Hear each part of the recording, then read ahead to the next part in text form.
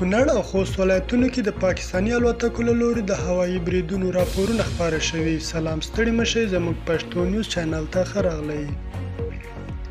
عیني شاهدان ټولنیز ته ویلي تېره شپه ناوخته د کونړ په شلتن او د خوست په سپیرې ولسوالۍ کې پاکستاني الوتکو هوایي بریدونه کړي چې پکې ملکي خلکو ته مرګ ژوبله اوښتې. د کونړ سیمه ییزو چارواکو په دې اړه څه نه دي ویلي، خو د خوست امنیه قمندانۍ ویان مستغفر ګوربز ټولنیز ته یاده پیښه تایید کړې، اما د مرګ ژوبلې په تړاو جزئیات نه دي ورکړي. د خوست په سپیرې ولسوالۍ کې د میشتو وزیرستاني کډوالو یو تن مشر ټولنیز ته ویلي پاکستاني الوتکو په دې سیمه کې په میشتو وزیرستاني کډوالو بمبار کړی چې په دې وینا کې 10 کسانو ته مرګ ژوبله اوښتې.